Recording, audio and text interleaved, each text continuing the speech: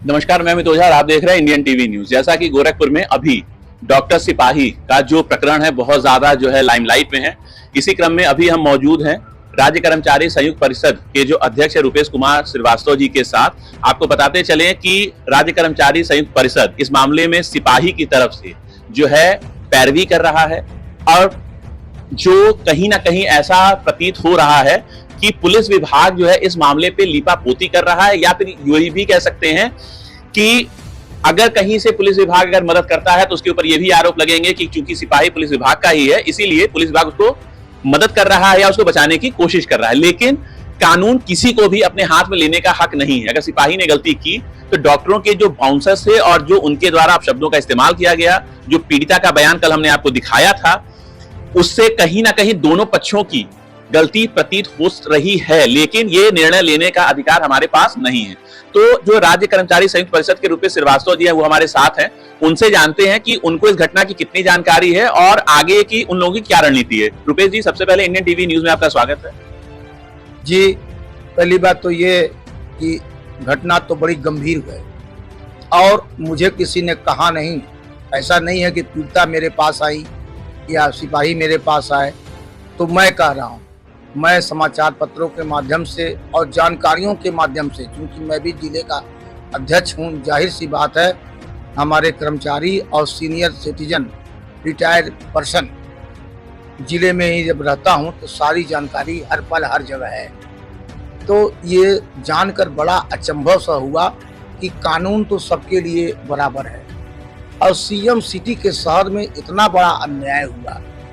उन सिपाही के जो पीठ पर जो चोटों के निशान है वो ऐसा लगता है कि जैसे अंग्रेजों का जमाना भूल जाएगा, इस कदर से पिटाई हुई है। जबकि ये बहुत गलत बात है और निश्चित तौर से कैंट थाने में भी हुआ है भ्रष्टाचार, या दबाव में कह लीजिए, आईएमए के दबाव में हुआ है और तब मुकदमा लिख के उसको जेल भेज दिया गया और डॉक्टर साहब को क्लीन चिट दे दिया गया।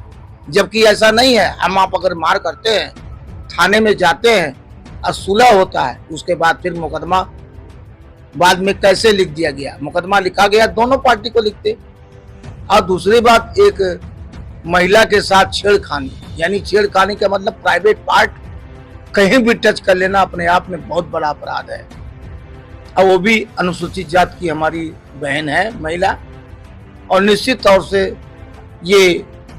ये भी बहुत बड़ा जुल्म है। तो निश्चित तौर से मुकदमा तो करना पड़ेगा। जब गांव में या कहीं किसी मोहल्ले में दो पक्षों में विवाद होता है तो ज्यादातर पुलिस क्या करती है कि दोनों पक्षों को थाने लेकर जाती है और दोनों पक्षों से अगर कुछ भी नहीं होता है तब भी दोनों पक्षों से एक या दो लोगों का चालान करती है। लेकिन दोनों पक्षों से करती है। लेकिन इस मामले में ऐसा नहीं हुआ। इस मामले में सिर्फ एक ही पक्ष के ऊपर कार्रवाई हुई है और कहीं ना कहीं ऐसा लगता है कि इंडियन मेडिकल एसोसिएशन के दबाव के नाते ये कार्रवाई हुई है और पुलिस विभाग इस मामले में कमजोर पड़ता दिखाई दे रहा है। सीधे सीधे भ्रष्टाचार करा के ये कार्रवाई कराई, दबाव से कार्रवाई कराई गई है।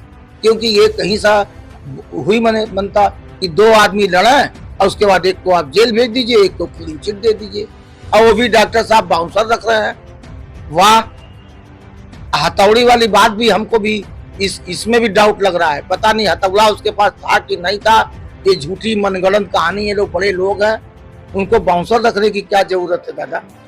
सुनता हूँ सिपाही की जो पत्नी है, जो सिपाही की पत्नी है जी, अदिति, उसका ये कहना है कि भाई बड़े लोग हैं, उनके पास पैसा है और ये जो भी कार्रवाई हो रही है वो केवल पैसे के दबाव की वजह से और डॉक्टरों के दबाव की वजह से हो रही है। लेकिन ये कोई उनके अस्पताल का यह पहला ऐसा मामला नहीं है।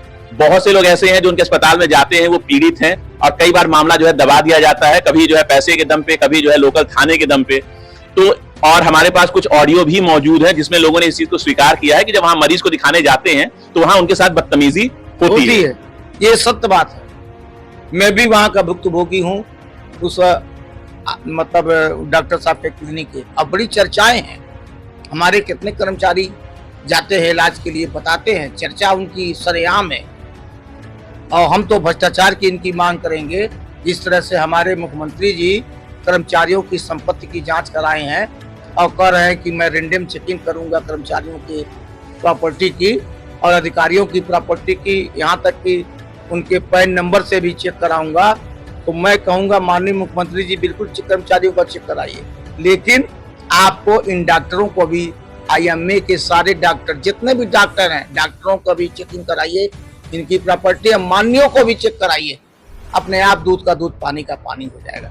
क्योंकि तो जो आपका राज्य कर्मचारी संयुक्त परिषद है वो क्या सिपाही के साथ कब तक खड़ा रहेगा? सिपाही के साथ हम अंतिम दम तक खड़े होंगे। ऐसा नहीं बीच में से कुछ लोगों ने कहा, कुछ दबाव आया तो मैं पीछे हटने वाला व्यक्ति नहीं हूँ। आगे बढ़ गया, कमिटमेंट कर दिया तो मैं आगे जाऊंगा। अब अभी आगे नहीं, जो प्लान मैं सोचा हूँ, क्योंकि हमारा संगठन गोरखपुर तक ही सीमित नहीं है, हमारी शाखाएं लखनऊ से दिल्ली तक है।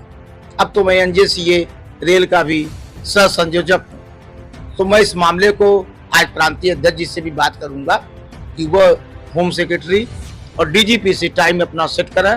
हम यहाँ से जरूरत पड़ेगा तो जाऊंगा और वहां से दबाव बनवा के होम सेक्रेटरी से, चाहे जैसे भी हो, छेड़खानी का मुकदमा नंबर 2 और डॉक्टर साहब के ऊपर मुकदमा नंबर 1 और मुकदमा नंबर 2, ये तो बिल्कुल कराएंगे, क्योंकि न्याय की बात है।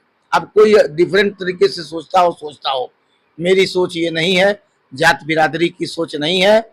हमारा कोई व्यक्ति अगर हमारे बिरादरी में गंदा काम करेगा तो गंदा को बर्दाश्त करने वाला मैं भी नहीं हूँ। आप जैसे बिरादरी की बात कर रहे हैं, तो अभी जो कायस्थ विभाग है, जो आपका कायस्थ समाज है, ये 2 धड़ों में बटा हुआ दिख रहा है। कुछ लोग डॉक्टर की आलोचना कर रहे हैं और चाहते हैं कि उनके खिलाफ जो उन्होंने ये काम किया है उसके प्रति कार्रवाई हो। वहीं कुछ कायस्थ समाज के लोग ऐसे भी हैं जो डॉक्टर का पुरजोर समर्थन कर रहे हैं कि उन्होंने जो किया है वो सही है। लेकिन जो डॉक्टर की छवि होती है वो एक भगवान की होती है। अब भगवान से मिलने के लिए जो बाउंसर है, बाउंसरों का अस्पतालों में क्या काम हो सकता है? बिल्कुल बाउंसर अब तो मुख्यमंत्री से मांग करेंगे। हमने तो ट्वीट भी करके मुख्यमंत्री जी डीजीपी को ट्वीट करके सारी घटना को बताया है, क्योंकि शब्द उसमें साल्ट होते हैं, लेकिन फिर उस शब्द में जांच की भी मांग मैंने किया है। तो मैं ट्विटर के माध्यम से भी बराबर, एक दिन की बात नहीं है, उनको अवगत कराना चाहूंगा। 1-2 दिन में योगी जी आने वाले हैं। हम पहले ही दरखास्त द्वारका तिवारी जी को जाके प्रार्थना पत्र ज्ञापन दे देंगे कि आप मुख्यमंत्री जी को बता दीजिए, और समय की मांग भी करेंगे, उनको समय दें, हम चल के विस्तार से बताएंगे। आने वाले हैं, 3-4 दिन पूजा में रहेंगे, तो इसका एक प्रयास रहेगा। हम लोग आज कल में जाएंगे गोरखनाथ मंदिर।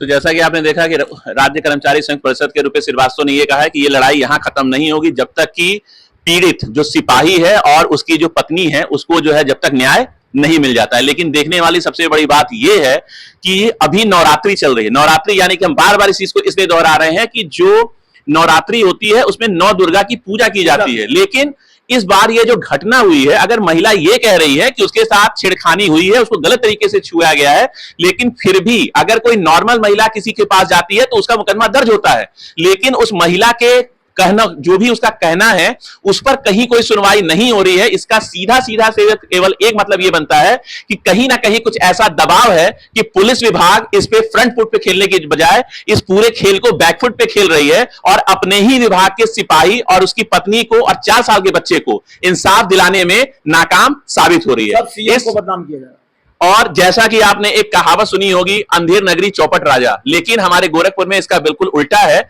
ईमानदार राजा और नीचे के जो अधिकारी हैं उन क्या हैं आप खुद समझ सकते हैं। इसको हम अपने शब्दों में नहीं कहना चाहते, लेकिन ईमानदार अगर राजा होता है और अगर उसके मंत्री, उसके जो अधिकारी हैं, अगर वो ईमानदार नहीं होते हैं तो किस तरीके से विफलता सरकार की दिखाई जाती है, ये गोरखपुर में जीता जागता उदाहरण है। अभी जो ये सिपाही और डॉक्टर का जो प्रकरण चल रहा है, इस खबर में जो कुछ भी आगे होगा वो भी हम अपने चैनल के माध्यम से अपने दर्शकों को लगातार दिखाते रहेंगे। गोरखपुर से इंडियन टीवी न्यूज के लिए अमित ओझा की